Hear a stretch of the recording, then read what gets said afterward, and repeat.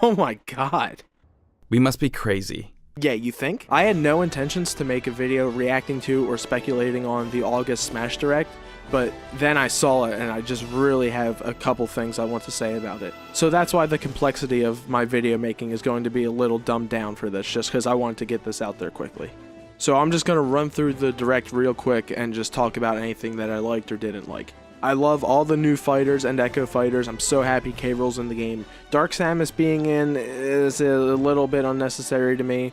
I think that it would have been fine to just keep Dark Samus as a skin. And I really hope that it doesn't hurt the chances of other Metroid characters getting in the future. But otherwise, I'm still super happy with how many characters we're getting. I think it's also insane how much content they're bringing in from Castlevania. So hopefully they'll be willing to do that for other non-Nintendo characters as well. The stage morph thing seems cool. It's a neat idea. I probably won't really use it besides the first time I try it out. And it looks like it can barely even handle the transformation if you look at the video and the frame rate. So we'll see how that goes. Toggling stage hazards is cool. It's a shame that there's not a little more depth to it, but at least it's an option. We finally got to see the new Donk City level, and I'm not super crazy about it. I think it's really cool, and playing while Jump Up Superstars playing in the background is going to be awesome. But it's a little too similar to Prism Tower for me, and I think they really could have gone even more into the whole Odyssey theme and actually have the stage go to the different kingdoms instead of just New Donk City's main tower. Stamina mode becoming more of a primary mode is really cool. I do enjoy stamina a lot. I think it's also great that you can have rule presets now. That's just so helpful. The concept of the final smash meter is really cool. Again, something I probably won't use frequently, but I think it's just a really nice twist to the game. I still don't really like having to select the stage first. I understand the reasoning behind it with picking a character based on the stage, but I'm probably just going to pick the same characters that I would normally use anyway. So for me, it's just kind of adding an unnecessary layer of weirdness, but it probably won't be that bad once I'm actually going into it. Squad Strike is great. Again, it's slightly more confined than what I had imagined, but it's still awesome that they're adding it in. Tourney's cool, and I also really like Smashdown. I think that that's a really fun game mode that I'll actually play a good bit. Rest in peace Shovel Knight, though it's still really cool that he got into the game even though he's not playable. I'm sure a lot of people are going to be upset about it, but hey, there's still a chance for Shantae to be playable, even though I don't know why they would focus so strongly on him being the first indie representation in Smash Bros. If they were going to have an indie playable character. So my expectations for Shantae aren't too high, but still super cool that Shovel Knight is in the game at all. Also, rest in peace Mimikyu, so we're 1/3 of the way closer to proving or disproving VergeBen as a viable leaker, even though so far he's been pretty right. And finally, it's cool that Monster Hunter is getting some representation with Rathalos, though the phrasing that he is a boss without specifying whether it's for a stage or what stage is really interesting, and I'll talk about that in a second, as well as that hidden menu option that they referenced. And before I go over anything else, I want to talk about what new characters we have now and what stages have not been confirmed yet. So we now have 4 Echo characters and 4 completely new characters. For Echoes, we have Daisy, Richter, Chrom, and Dark Samus. And for new fighters, we have Inkling, Ridley, Simon Belmont, and K-Rool. As for the stages we have not seen yet and might not see, we have Flat Zone, Flat Zone 2, Icicle Mountain, Jungle Hijinks, Miiverse, Orbital Gate Assault, Pac Maze, PictoChat, Planet Zebus, Pokefloats, Pyrosphere, Rainbow Road, Rumble Falls, Sector Z, and Woolly World. The only stages I really care about them bringing back from this list are Pac Maze, Rainbow Road, maybe Sector Z, and maybe Planet Zebus. And I would like to see Pokefloats, but maybe it could be a new one like Pokefloats 2 or something. Every other stage I don't really care about or actively dislike, so good riddance. But back to characters, and now I'm going to move away from reaction and more speculative about the Smash Direct. I think this most recent Direct has really showed us how Sakurai and his team are treating Echo fighters in this game. That is to say, they don't really count them as new fighters whatsoever. He said not to expect too many new fighters, and we already have 8, and I don't even think they're done. So it only seems logical that in their minds, they've only really given us 4 new fighters, and maybe we'll get around 7 or 8 total. And the Echo fighters are basically just little bonus content, just like clones usually were anyway. With that in mind, my hopes for potential new characters is even higher than ever, as well as seeing how much they've been supporting non-Nintendo titles. I think we could be seeing some really cool unexpected stuff coming soon. So just to go through some names that I've been hearing recently and that I've said before, Shadow could still very well be an Echo Fighter, but I think he would work better as a semi-clone or the weird kind of Echo Fighter that Chrom is, where he's actually an Echo of Roy but has Ike moves. That's really weird, by the way. I mean, my understanding of clones was that they were literally reskins with some different specs on one character. But now that Chrom is out and we see his moveset, the whole idea of Echoes is kind of up in the air. So maybe Shadow would technically be an Echo, but would share some moves with somebody like Ness or Lucario, somebody who has more energy-based moves so he can use some of his Chaos stuff. So we'll see what happens with that, or if he just becomes an assist trophy again.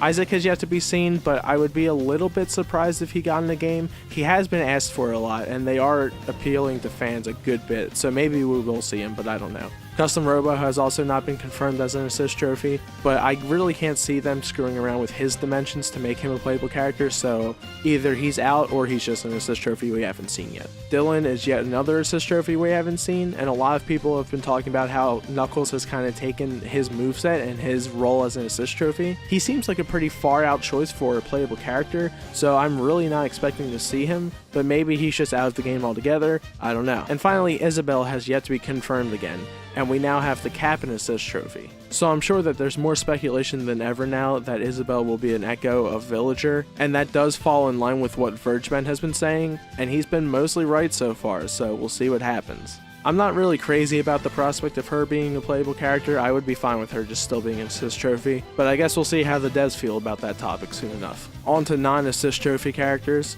Now that King K. Rool is here and we have more DK representation, they might do the same thing that they did for Metroid and bring us Dixie Kong as an echo of Diddy Kong, kind of doing the same thing they did with Ridley and Dark Samus. And I think that would be a pretty good choice. I think that would be fun. And since they've shown with Chrom that they can actually change moves with Echo Fighters, I think changing her B or B up from Diddy Kongs to fit her character better really wouldn't be that hard. We also have not gotten that Gen 7 Pokemon rep.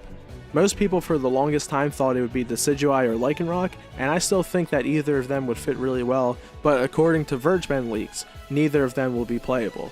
So now most people are thinking Incineroar. I don't really know too much about Pokemon, so I don't care one way or the other, but I really like the concept of Decidueye, so I would like him to prove Vergebend wrong and be in the game. Bandana Waddle Dee seems possible, but at the same time I could totally see him being an assist trophy instead. Another Xenoblade rep is still highly anticipated. Could be Rex and Pyra, could be Elma. I would still love to see Rayman, and I think there's a better shot than ever considering how much love they're giving to third-party characters. Geno seems like a great logical choice, and I think it would be an easy layup for Square. Tails also feels pretty possible. Maybe not if Shadow is an Echo Fighter, but I think getting more Sonic representation is very possible considering they seem to be bringing together the teams of multiple franchises, whether it be heroes and villains, or just groups of protagonists. Like I said earlier, Shantae seems like she doesn't have much of a chance if they're going to focus on indie characters being assist trophies, but I feel like they would have shown her today,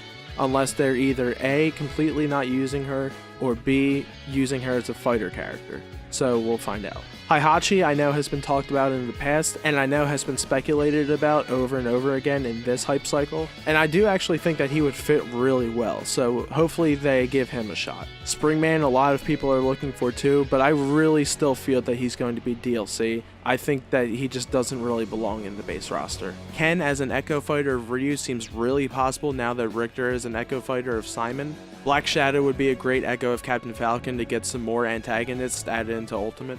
And Banjo and Kazooie, I think, has a really big shot now. I think it would be a great opportunity for Microsoft to keep buddying up with Nintendo, to show some support, and to bring such a loved character into Smash Bros. Plus, it would make a lot of sense the same way they treated Simon Belmont. There could basically be a whole Microsoft pack of things where you could have Banjo-Kazooie, maybe some kind of item from something Microsoft, and then whatever Minecraft thing was talked about by Vergeman.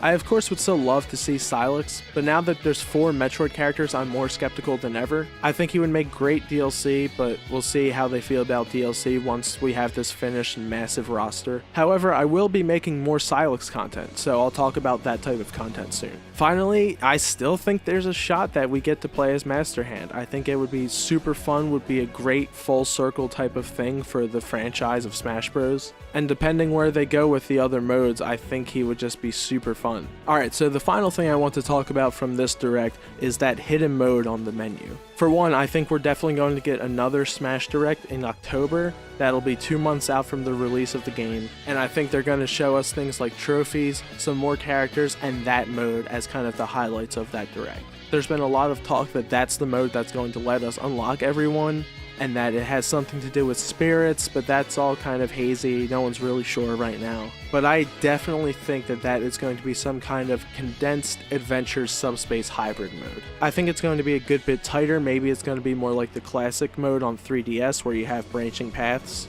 It'll have some of those really nice cinematics that we've been seeing, and then we'll have to battle either normal types of characters or bosses or things like that. And along with that, I don't think we're getting a Monster Hunter stage. I think what we saw with Rathalos was from that mode. I think that that's some kind of boss fight and that we're going to be getting a good number of more boss fights just like we had in Subspace. I don't think the mode is going to be as long and crazy as Subspace because there's so many characters now, but hopefully they're going to go with what I've wanted all along, which is small, tightly interconnected stories between a couple of franchises interacting, with basically just small branches of a couple different types of missions. So that's all I have to say about the Direct. Now, I'm not going to be making a ton of Smash content consistently, because I don't really want to fall in line with like the leak news and all of the analysis channels that are pumping out content every day. That's just not how I want to handle Smash Ultimate. So if we get another Direct in like 2 months, I'll make another video about that. But other than that, the main thing I want to do is make some character movesets. I have a couple characters that I made some really cool movesets for that I would like to share with you all, and the first of those is Sylux. So that'll be my next Smash video coming out. Beyond Sylux, I have 3 or 4 more moveset videos already in the works. And besides moveset videos, I would also like to discuss what we could potentially be getting from the Minecraft franchise. And I also have some shaky feelings about the whole concept of Echo Fighter, so I might explore that in a short video as well. But yeah, long story short, this Direct was everything I could have ever wanted and more, and I cannot wait to see what else we're going to be getting in this game. It looks like it's going to be great. Thank you for watching, and if you enjoyed this video, please subscribe to see some more Smash content. And like I said, Smash content isn't really going to be my main thing, but please do check out some of my other content like my movie reviews or my original music. I put just as much work into those types of things as I do into these types of videos, if not more. So I understand if you're looking for a channel that exclusively makes Smash content, but I highly encourage you to check out my other content, and if you like it, please give me a subscribe. Anyway, thanks for watching, and I'll see you next time.